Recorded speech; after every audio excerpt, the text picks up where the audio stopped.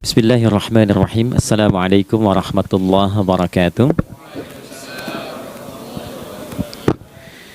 Alhamdulillah wassalatu wassalamu ala Rasulillah Muhammad ibn Abdullah wa ala alihi wa sahbihi wa man walah wa ba'd. Fa ya ibadallah usi nafsi wa iyyakum bi taqwallah faqad fazal muttaqun fala tamutunna illa wa antum muslimun. Faqala ta'ala Ya ayyuhalladzina amanu taqullaha haqqa tuqatih wa la tamutunna illa wa antum muslimun. Keluargaku sekalian yang terhimpun di dalam Pertagas, Pertamina Gas, kita mengawali dengan bermohon kepada Allah semoga siapapun yang berada di ruangan ini atau terhubung dalam kajian ini, semoga senantiasa dijaga, diberkahi dan dilindungi dalam kebaikan oleh Allah Subhanahu wa taala. Kita doakan yang bertugas di luar kota. Tadi saya dengar info juga Pak Direktur sedang di Semarang. Semoga giatnya dimudahkan oleh Allah dan semoga diberikan keberkahan.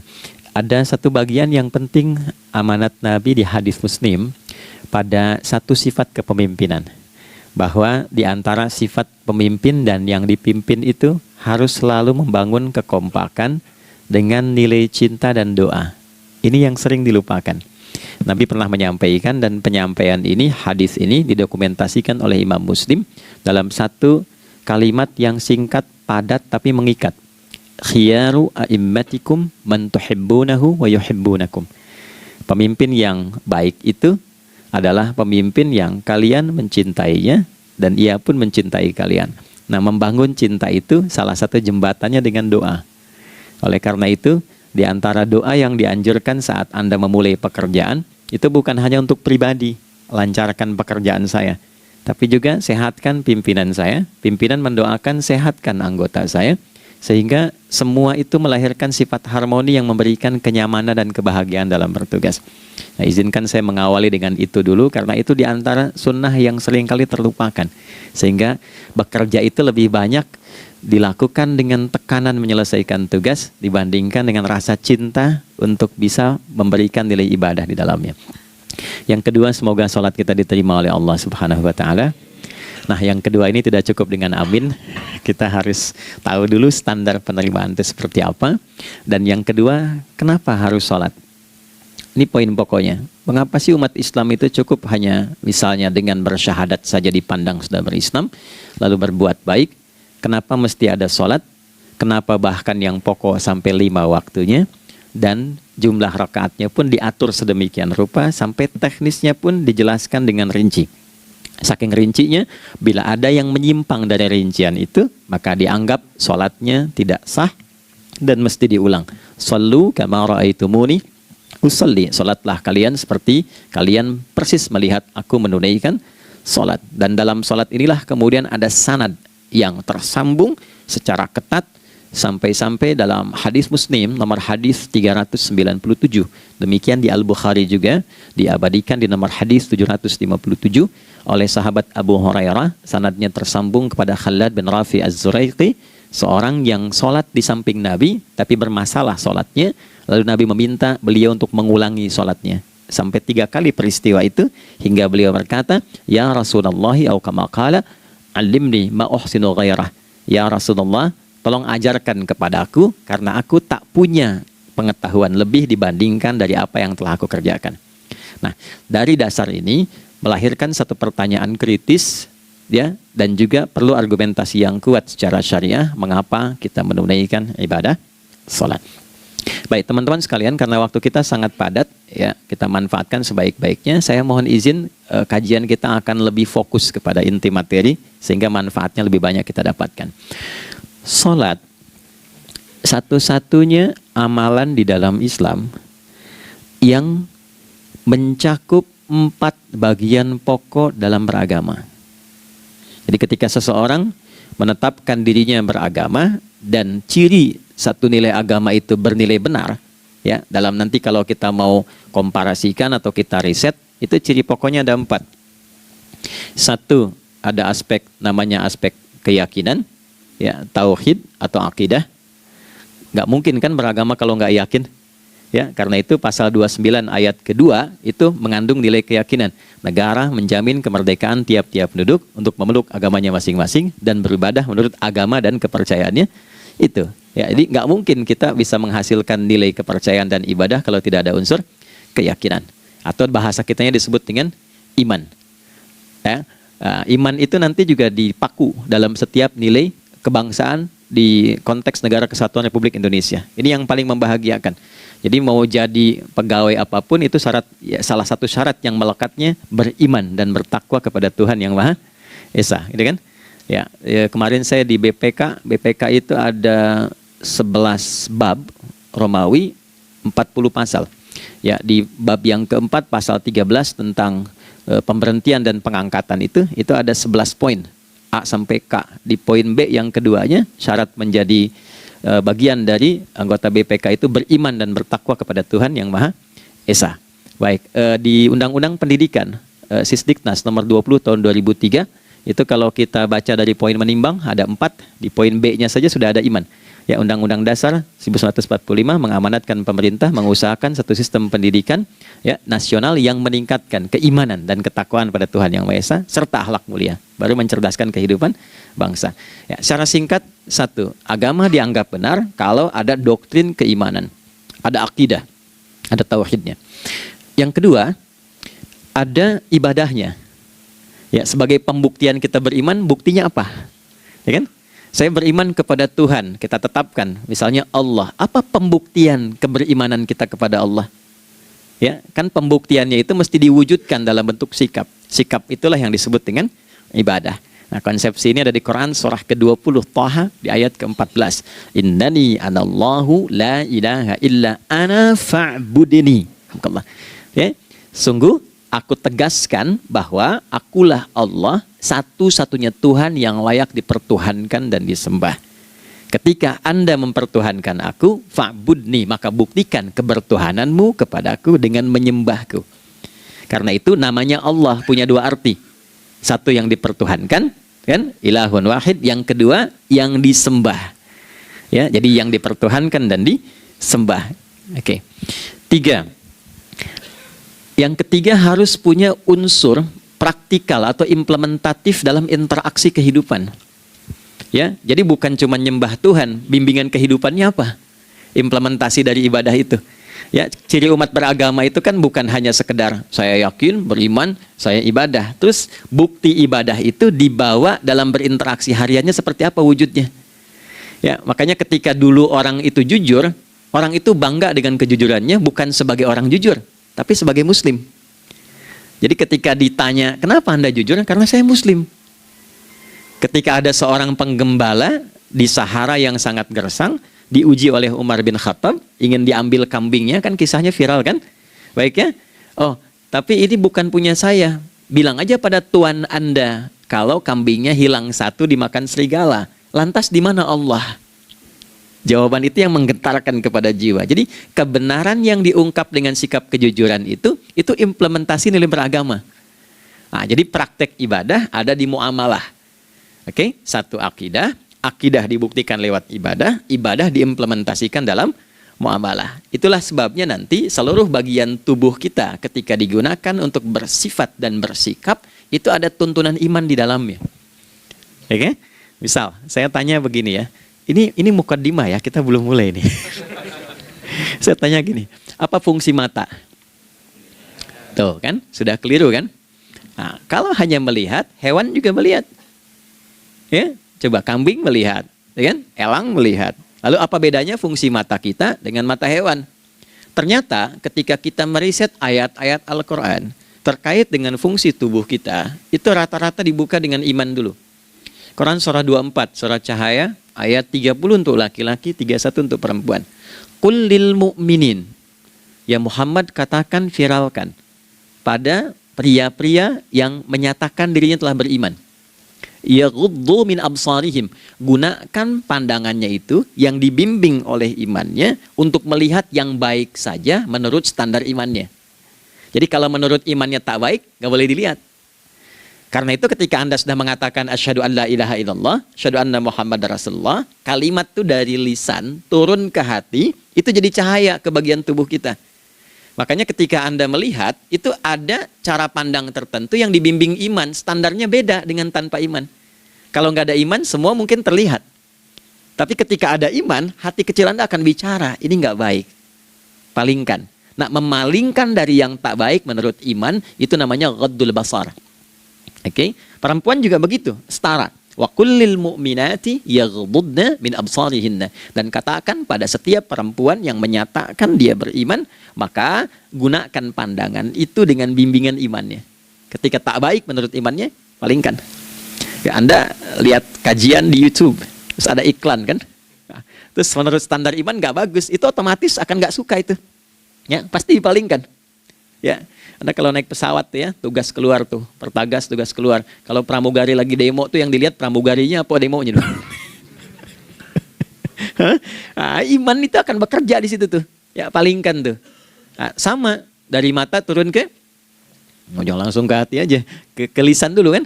Ya, ke mulut kan? Itu mulut tuh ketika digunakan fungsinya, imannya disebut dulu. Ya, Quran surah 49 ayat 11 misalnya, ya ayyuhalladzina amanu, imannya dulu, la yaskhar qaumin qaum. Ayat 12-nya la yaghtab ba'dukum ba'dha. Hai orang-orang yang telah menyatakan beriman. Kalau pakai alladzina disebutkan 1080 kali dalam Al-Qur'an, itu kalimatnya diksinya singkat, padat, mencakup semua tanpa sekat. Oke, jadi kalau laki-laki, perempuan, tua, muda, besar, kecil, beda strata, duniawi, itu semua tercakup di dalamnya. Hei semua yang telah menyatakan beriman, gunakan imanmu untuk membimbing lisanmu bertutur. Kalau masih merasa punya iman, jangan gunakan lisan untuk mencela, merendahkan orang. Untuk bergibah, membuat hoax. Didetilkan oleh Nabi, kalimatnya jelas. Man kana yu'minu billahi wal yaumil akhir, falyakul khaira aw liyasmut. Siapapun. Nah, dari alladzina ketika dirinci pakai man. Ya, man itu bentuk tunggal, ya, personal, tapi maknanya general. Jadi kalau Anda, saya, kita baca ayat atau hadis ada man, posisikan Nabi sedang bicara ke kita. Ya, hei Adi Hidayat, posisikan Nabi bilang gitu tuh. Kalau engkau merasa beriman sama Allah dan yakin dihisab di hari kiamat, jaga lisanmu. Katakan yang baik dengan bimbingan imanmu, tak mampu engkau diam. Jadi cukuplah suami istri itu menggunakan satu hadis ini, pasti sakinah itu muncul dalam kehidupan rumah tangganya. Ya, itulah sebabnya kenapa sakinah didahulukan dibanding mawaddah. Hati-hati ya, Mbak, walaupun namanya sakinah nggak ada ini nggak akan datang tuh ketenangan tuh.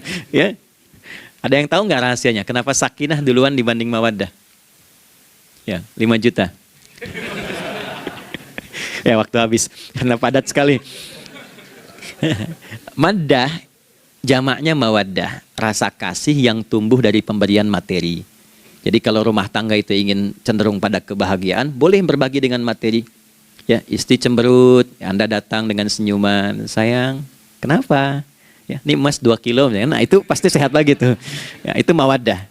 Tapi maaf, walaupun Anda mapan bekerja, harta cukup melimpah, ruah, tapi tidak ada ketenangan di rumah tangga, tidak ada sakinah, maka hampa kehidupan rumah tangga itu. Itulah sebabnya kenapa di Quran sakinah lebih dulu dibandingkan dengan mawaddah.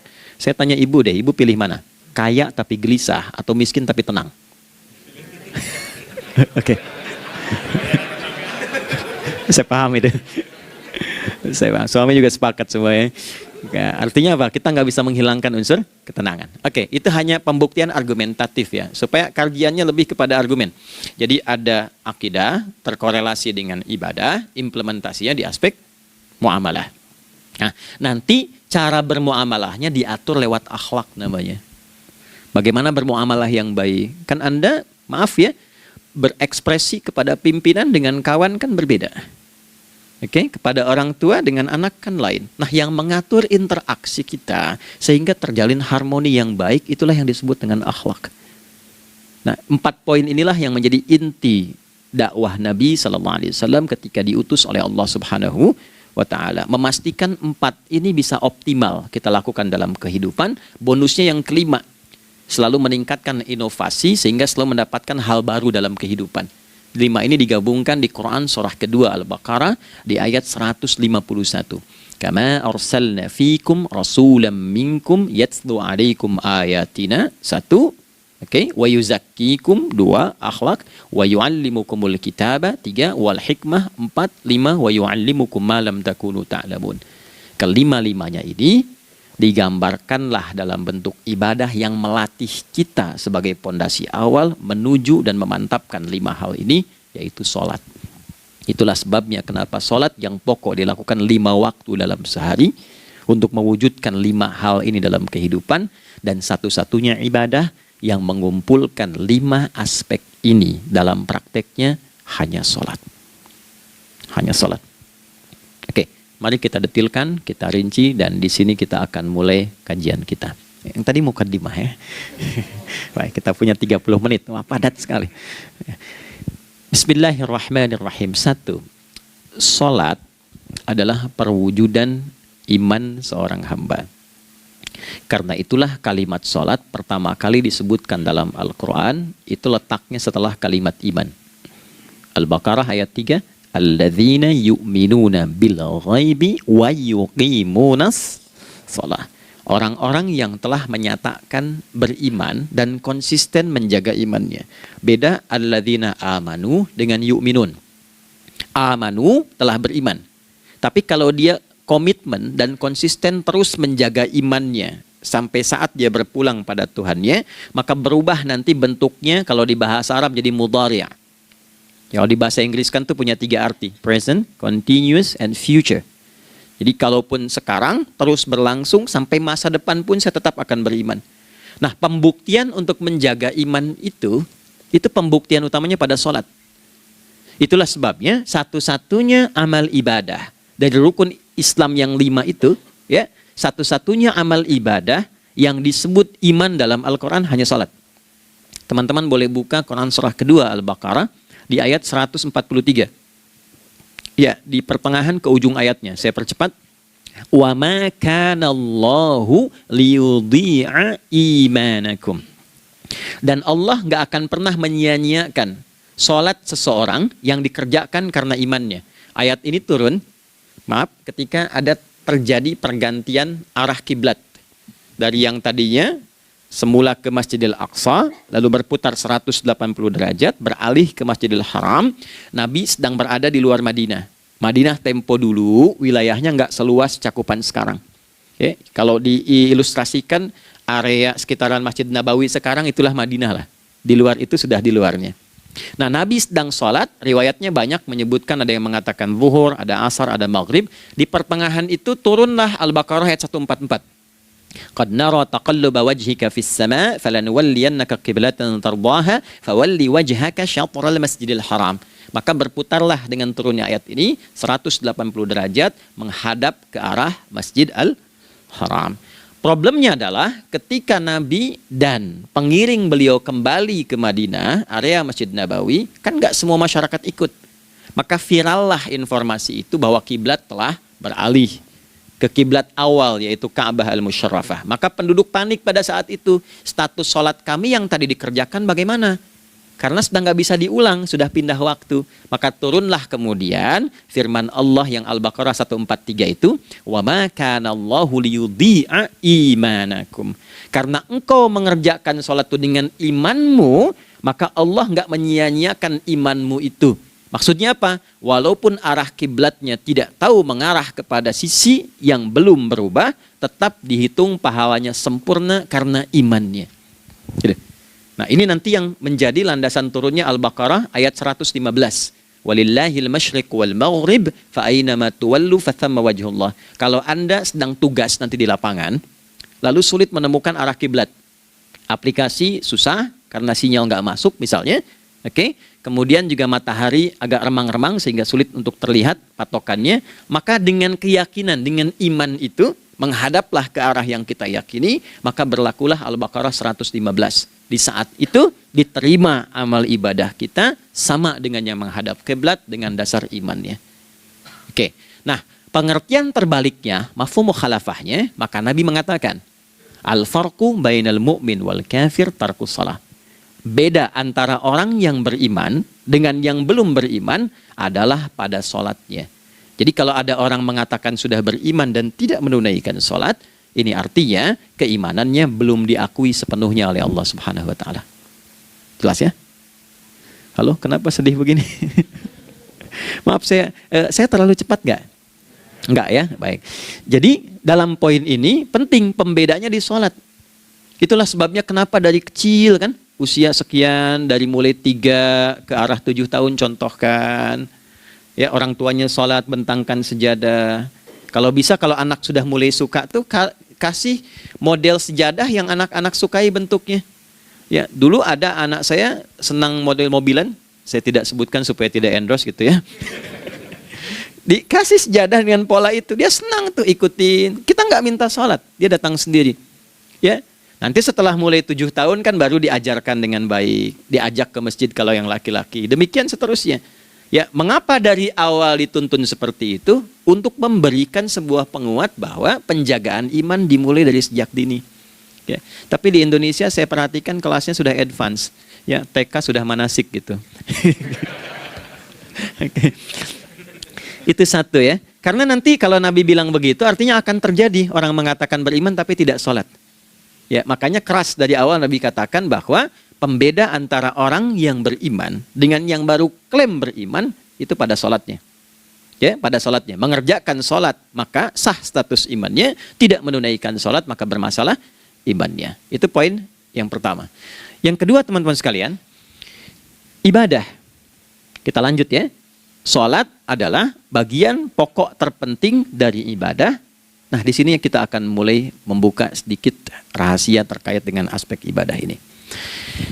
Teman-teman sekalian, ternyata sholat ini ketika oleh Allah diturunkan dalam Al-Quran, dalam konteks penunaian ibadah, bukan berarti hanya mengkoneksikan atau mengkorelasikan hubungannya dengan iman saja, bukan. Karena saya beriman, saya buktikan ibadah nyembah Allah lewat sholat. Dalilnya Quran surah ke-20 ayat 14. Innani anallah la ilaha illa ana. Aku tegaskan akulah Allah, nggak ada Tuhan yang layak dipertuhankan dan disembah kecuali saya. Fa'budni, kalau Anda telah menyatakan beriman padaku, buktikan keberimananmu dengan menyembah saya dalam ibadah. Bentuknya bagaimana ya Allah? Teruskan ayatnya. Wa aqimis sholata.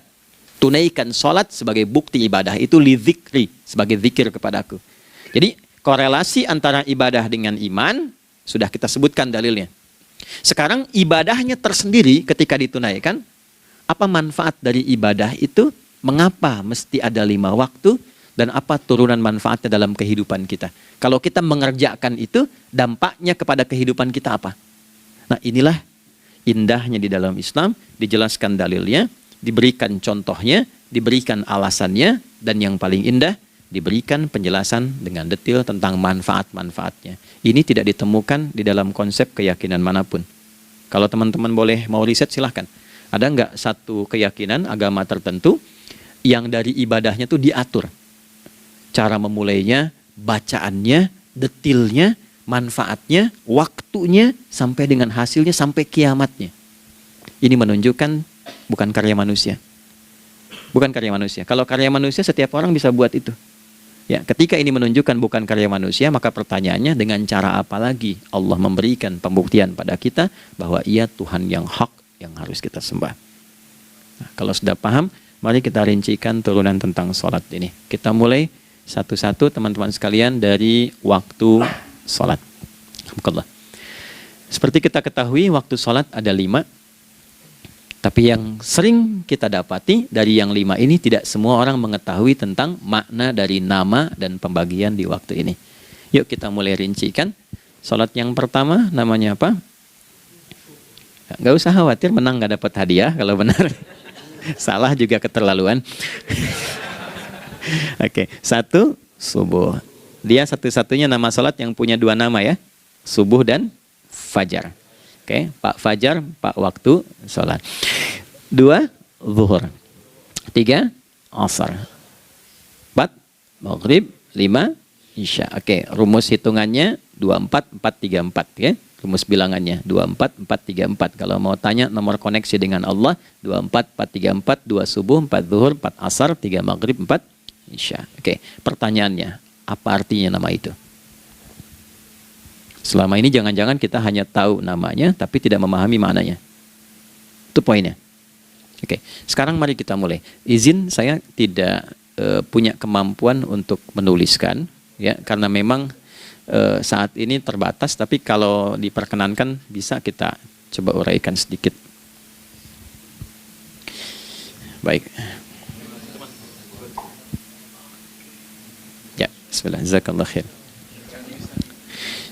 Mohon fokus baik-baik karena waktunya tinggal 21 menit lagi. Izin saya pastikan dulu ya supaya terlihat dengan baik. Ibu kelihatan di sana? Bagus. Saya kira tuh hanya di Sumbawa Barat. Ternyata di Pertagas pun perempuan-perempuannya imannya luar biasa. Maksudnya belum saya tulis sudah kelihatan. Imannya luar biasa. Oke, kita mulai dari yang pertama ya. 5 waktu sholat. Kita mulai dari 1 dulu.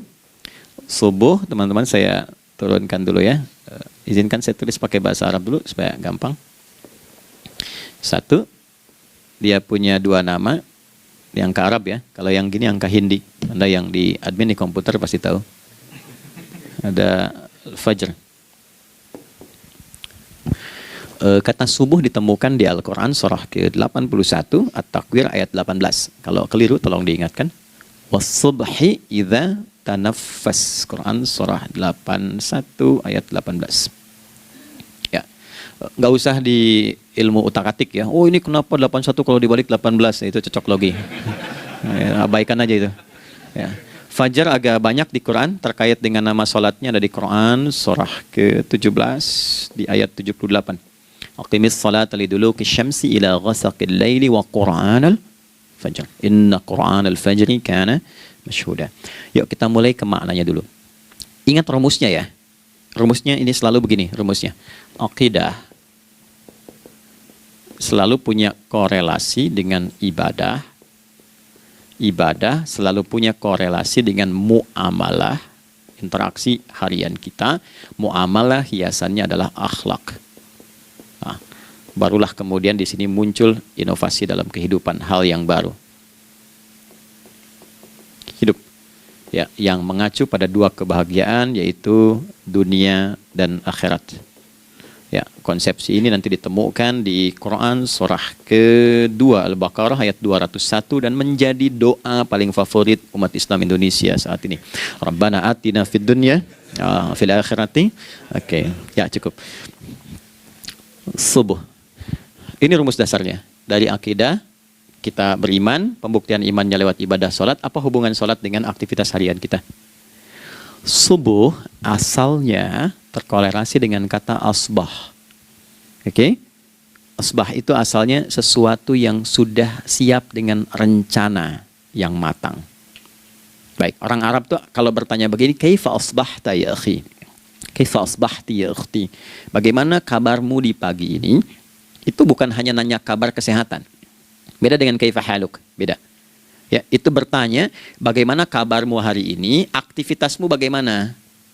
Lancar, sudah siap, planning bagus dan sebagainya. Ya, itulah sebabnya ketika Allah bersumpah dengan awal waktu, penandanya adalah planning kegiatan.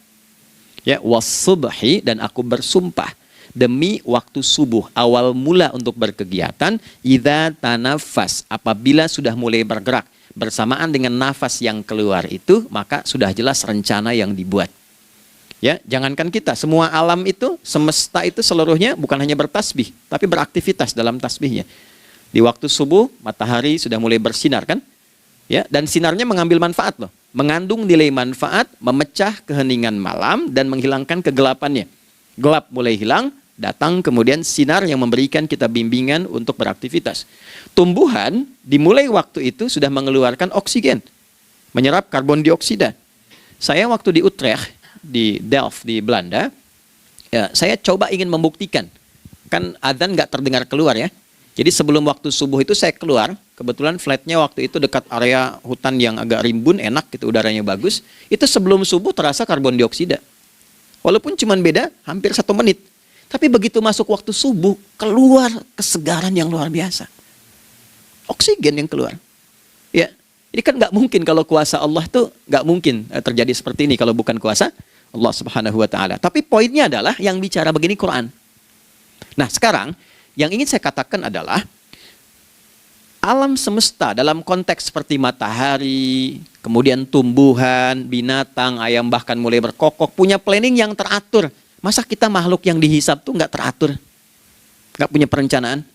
Maka subuh itu mengajarkan kepada kita, jangan sampai ada orang Islam yang punya keimanan, lalu menunaikan sholat, diajarkanlah oleh Allah, setiap masuk subuh itu harus punya agenda yang jelas. Planning yang terukur. Jangan terjadi mengaku muslim, beriman, tapi nggak jelas perencanaan hidupnya. Jam 7 mau di mana? Jam 8 kerjakan apa? Anda dari sini ketemu 7 ke 4, atau setengah 8 ke setengah 5, 8 jam kerja. Oke, berangkat jam berapa? Petakan di jalan macetnya di sebelah mana? Ukur sampai kantor tiba jam berapa? Apa yang mau dikerjakan di kantor? Itulah Islam, itulah subuh. Sehingga tidak ada satupun orang Islam di era Nabi mengajarkan beraktivitas kecuali terukur dan teratur. Bahkan Nabi memulai itu evaluasinya di malam hari.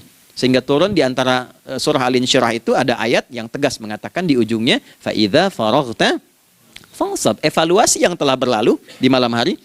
Evaluasinya menyeluruh sampai ke zikirnya. Dicatat nih.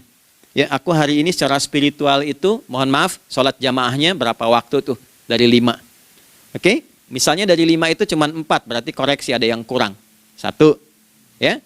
Yang kedua, secara intelektual sudah berapa bacaan yang dibaca saat ini?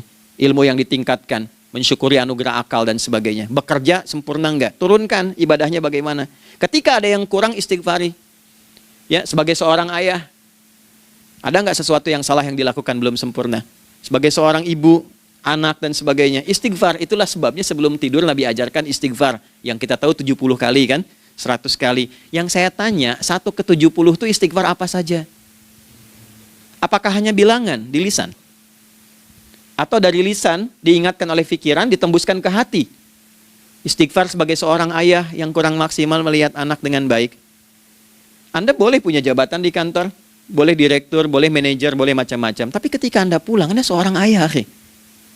Saya di Timur Tengah disebut syekh, di sini dipanggil kiai, dipanggil ustadz. Pulang ke rumah, anak saya nggak kenal itu semua. Anak saya nggak peduli itu semua. Belum pernah seumur-umur saya mengajar, lalu saya pulang, anak saya menunggu depan pintu dan memanggil, kiai. Ada. Dia ingin ayahnya. Dia ingin ayahnya. Kenapa nggak kita hadirkan istighfar pertama kita itu karena kita kurang perhatian? Kurang perhatian kepada anak misalnya. Saya kalau pulang tengah malam dan semua tertidur, saya lihat satu-satu. Perbaiki cara tidurnya, doa, lihat satu-satu, minta ampun sama Allah. Dan ya kadang sebelum mengalirkan air mata kita nggak bisa tidur karena nggak tahu nanti ketemu lagi nggak di akhirat. Itu poin yang paling penting. Nah, jadi istighfar pertama itu untuk diri kita, ketaatan pada Allah, untuk diri kita sebagai anak pada orang tua, sebagai suami punya tanggung jawab istri atau sebaliknya, demikian seterusnya. Nah, itu kalau sudah kita bisa lakukan, dievaluasi, direncanakan besoknya. Fa idza faraghta fansab, direncanakan lagi yang berikutnya, besok mau ngapain, tulis malam. Kalau kita biasakan begitu, tidurnya enak. Karena nggak ada beban, damai hidupnya. Dengan teman damai kalau ada perselisihan sebelum tidur. Ya. Jadi nggak ada orang mengigau itu masalah-masalah kehidupan dunia yang belum tuntas. Ini dunia saat terjaga bermasalah, saat tidur pun masih bermasalah. Gara-gara kamu nih, kapan istirahatnya? Ya. Nah, ketika kita bangun dari subuh itu, maka rencana yang sudah kita siapkan itu, teman-teman sekalian, dibawa menghadap Allah supaya minta kemudahan, minta kelancaran, minta pendampingan, minta bimbingan. Itulah sebabnya kita dipanggil sholat di awal waktu. Supaya rencana yang sudah kita siapkan itu minta taufiknya, persetujuan dan perlindungan dari Allah. Inilah yang menjadikan rahasia umumnya para sahabat memulai berkegiatan sejak dari masjid. Teman-teman boleh riset deh hadis-hadis tentang sholatnya sahabat dan kaitannya dengan syuruk dan pekerjaan. Rata-rata memulai dari masjid. Mereka tungguin, evaluasi, begitu siap, syuruk, minta sama Allah, berangkat. Saya mau kasih satu rahasia ya. Boleh jadi ijazah, tapi ini diantara kita aja ya. Anda boleh lakukan, berangkat ke masjid itu dengan baik. Terus minta misalnya, ya Allah, Kau perintahkan aku untuk berikhtiar, sekarang aku lakukan. Kau perintahkan aku untuk merencanakan, sekarang aku ikhtiarkan. Mohon lindungi, mudahkan, dan berikan bimbingan terbaik untuk mendapatkan hal yang wajar, halal, baik, dan kau ridhoi. Anda berangkat. Pulang, sebelum nyampe rumah, mampir dulu ke masjid. Masjid terdekat dari rumah aja. Sholat 2 rakaat, situ. Ya, sholatnya bisa sholat wudhu, tahiyatul masjid, dan sebagainya. Setelah itu pulang. Doa dulu habis sholat, ya Allah, aku telah berikhtiar seperti apa yang telah engkau perintahkan. Sekarang aku memohon rizki darimu seperti apa yang telah engkau janjikan. Kalau dengan semua ikhtiar ini belum cukup menurunkan rizki darimu, maka mohon tunjukkan padaku saat ini dengan cara apa lagi aku mesti berikhtiar. Oke? Silahkan Anda pulang dengan suasana itu ke rumah. Dan lihat apa yang terjadi. Rasakan bedanya, bedakan rasanya, dan pasti terasa bedanya. Gak ada kesan yang lain pada jiwa. Jadi yang dibawa ke rumah itu bukan aura kantor.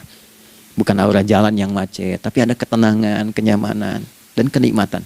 Kalau teman-teman mau pakai sunnah sahabat ini dalam dunia pekerjaan, dan Anda lakukan coba sehari ini saja, rasanya pasti beda. Ya, ini bagian pertama. Nah, ketika kita ingin datang menghadap Allah, dan mulai membawa rencana kita, kan perlu isyaratnya kan, kapan dimulai? Gak bisa tiba-tiba saya bangun jam 3 langsung sholat subuh, kan tidak begitu. Ya kan? Mesti ada satu sinyal dulu, yang dari sinyal itu ada feedback pada diri kita untuk merespon, gitu kan?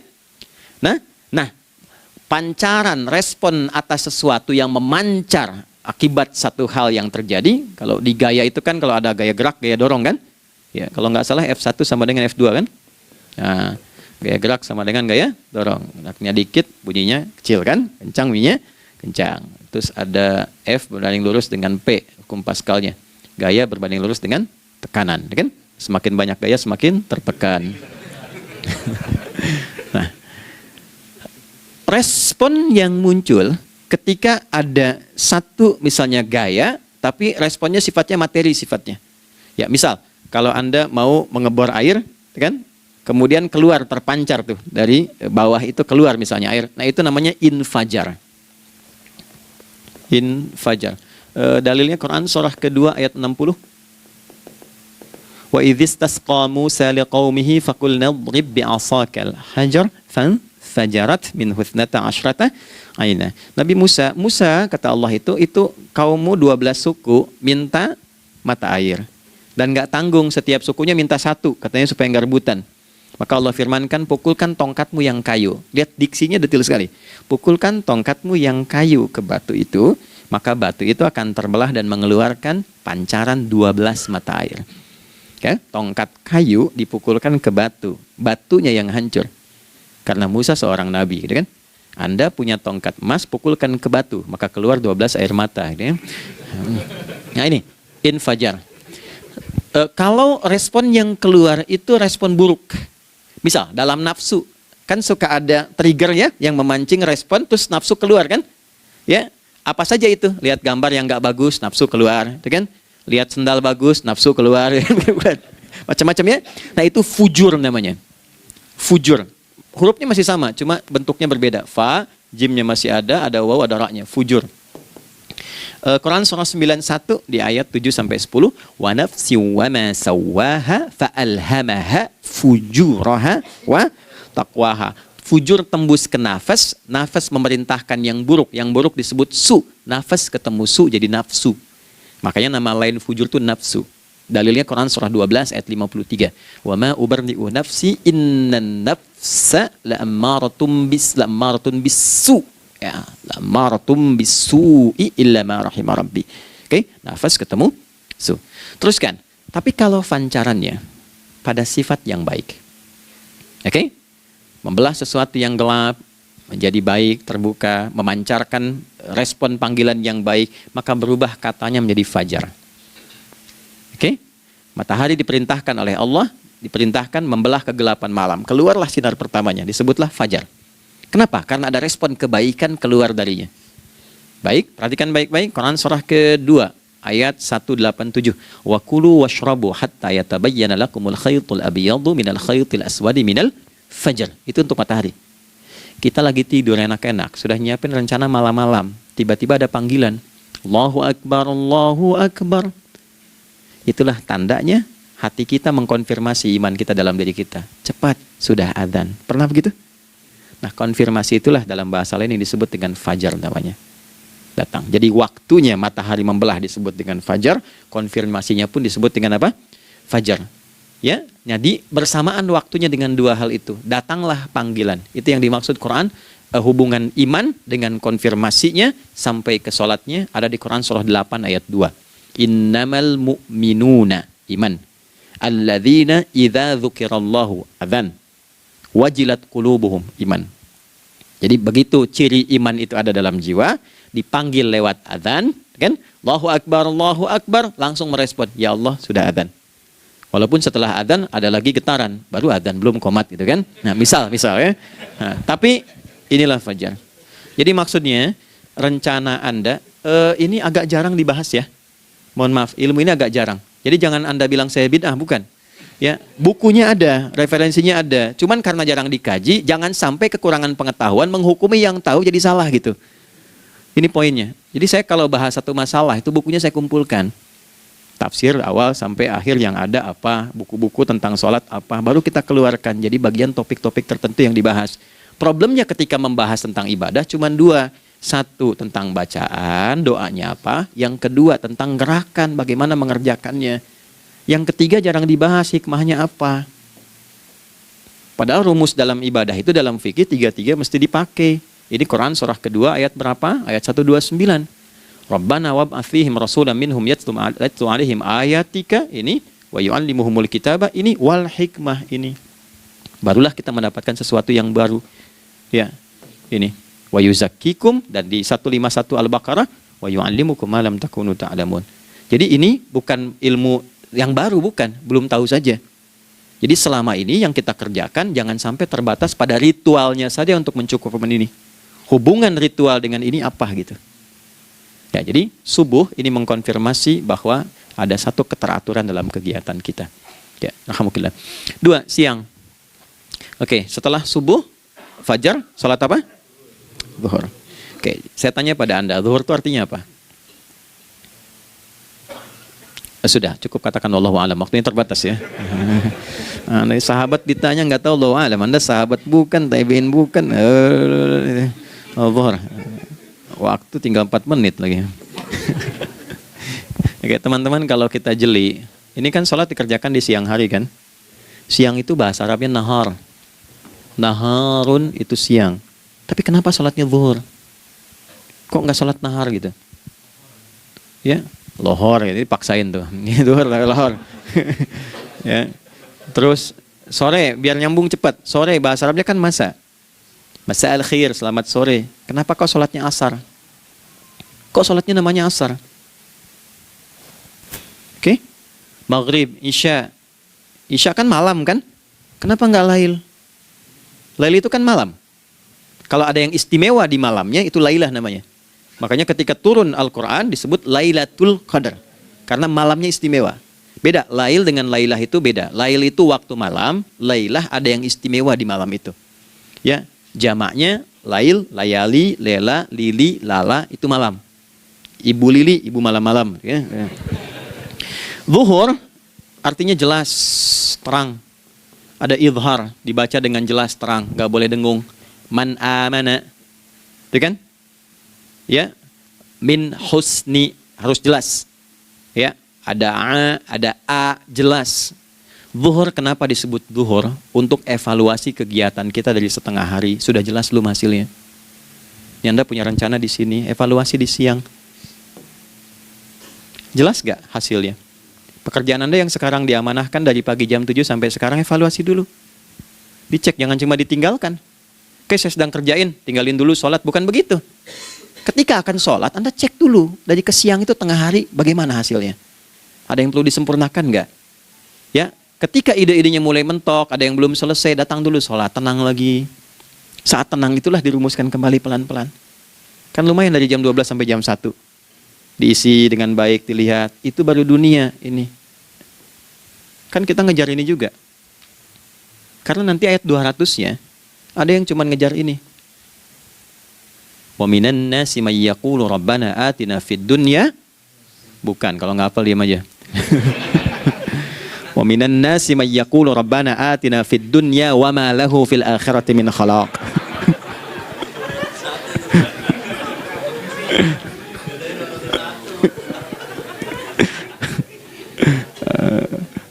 Paham kan? Dan di antara manusia ada yang fokusnya hanya dunia yang dikejar, sehingga nggak kebagian akhiratnya. Padahal dia tahu dia mau pulang. Yang lebih aneh lagi, pengen pulang surganya Firdaus dekat dengan Nabi. Tapi tiap hari kerjakan dunia, dunia lagi, berangkat gelap, pulang gelap, terus meninggal gelap juga. Ini kan repot. Nah, maka mesti investasi kan. Anda kalau tugas keluar kan, apalagi keluar negeri kan hukumnya beda. Bekalnya pun tidak sama. Anda tugas ke Amerika, mata uangnya sudah beda, hukumnya sudah beda. Terus pengen pindah ke alam barzah, pengen hukumnya sama dengan dunia, mustahil. Ya, makanya dimensinya beda, keadaannya tidak sama, baju yang dipakai kan beda, barang-barangnya nggak sama.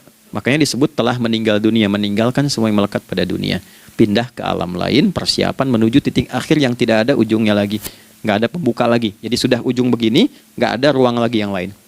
Itu akhirat namanya. Makanya di sini cuma dua pilihannya. Kalau nggak ke surga, nah itu, ya. Apa investasi yang ada di sini? Maka siang itu dicek dulu, pekerjaan jadi ibadah nggak? Tadi niatin ibadah nggak waktu berangkat dari rumah? Kan? Waktu ngetik, waktu ngerjain di kantor, jadi ibadah nggak? Kalau ibadah, Anda nggak mungkin berbuat kriminal. Anda nggak mungkin berbuat maksiat, nggak mungkin nipu, nggak mungkin nyogok, nggak mungkin korupsi. Kan lagi ibadah, nggak mungkin curang.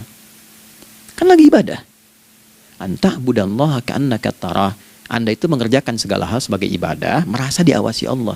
Fa in lam takun tarah fa innahu yarak. Kalaupun Anda merasa nggak melihatnya, Anda yakin Anda dilihat. Itulah kerja pakai iman, maka ini di bawah akidahnya. Jangan ditinggalkan. Nah, inilah yang selama ini kita butuhkan. Ya. Inilah yang melahirkan nilai etik, makanya adanya dalam jiwa. Takwa itu kan dalam jiwa, melahirkan etos. Etos mendorong kepada logos, logos melahirkan patos, kepantasan dalam bekerja. Jadi Anda sekuat apapun ilmunya, kalau nggak punya etos, itu rusak. Jadi tidak cukup akal sehat. Jiwa yang sehat itu lebih penting. Banyak orang akalnya sehat. Ingat, akal itu tidak memberikan perintah. Dia hanya merumuskan satu instruksi dalam jiwa supaya mudah dilakukan dan dieksekusi oleh fisik. Jadi akal yang sehat itu seberapa pandai ilmunya, seberapa cepat mengeksekusi perbuatan. Tapi kalau yang dieksekusi itu dari perintah nafsunya, masalah. Habis saja waktunya tuh. Ya. Ini gimana ini? Tolong jawab loh. Nah, teman-teman, karena sudah habis waktu jam 1, kita baru zuhur ini. Nah, yang paling menarik itu gini, yang paling menarik, kalau ada orang belum sadar sampai zuhur tentang akibat kehidupan ini, maka muncullah asar. Apa asar itu? Kenapa mesti disebut dengan asar? Dan apa manfaat istimewanya asar kepada jiwa kita? Itu di kesempatan lain kita akan bahas. Teman-teman, waktunya sudah habis. Ya, saya menghargai Anda, kan tidak boleh juga saya ngajarkan tapi mengambil yang sesuatu yang tidak tepat ya. Kita buktikan keimanan kita dengan mengerjakan amanah pekerjaan di tempat ini dengan baik, waktu digunakan dengan baik. Kita saling mendoakan supaya semua kita dijaga oleh Allah Subhanahu wa taala. Maafkan saya, lain kesempatan kita berjumpa kembali untuk melanjutkan apa yang telah kita bahas hari ini. Mari kita berdoa, semoga doa kita diterima oleh Allah Subhanahu wa taala. Allahumma taqabbal minna innaka antas sami'ul alim wa tub 'alaina innaka antat tawwabur rahim. Nahmaduka kama 'allamtana an nahmadak wa nashkuruka syukran kama 'allamtana an nashkurak. Antal muqaddim wa antal muakhir biyadikal khair innaka 'ala kulli syai'in qadir. Ya Allah, kami memuji-Mu seperti Engkau mengajarkan kami untuk memuji dan bersyukur atas segala nikmat-Mu seperti Engkau bimbing kami untuk mensyukuri segala nikmat-Mu.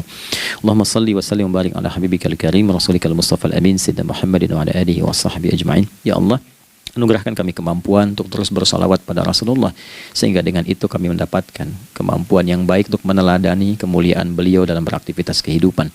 Rabbana la tada' lana fi maqamina hadza dhanban illa ghafartah. Ya Allah, jika ada pendosa hadir di ruangan ini atau terhubung dalam kajian ini, maka jangan biarkan ya Allah ia meninggalkan tempat ini dan kajian ini kecuali Engkau telah ampuni seluruh dosa-dosanya. Wala hamman illa farajtah. Ya Allah, jika ada satu di antara kami yang menghadiri kajian ini membawa kegelisahan, maka mohon tenangkan keadaan hatinya.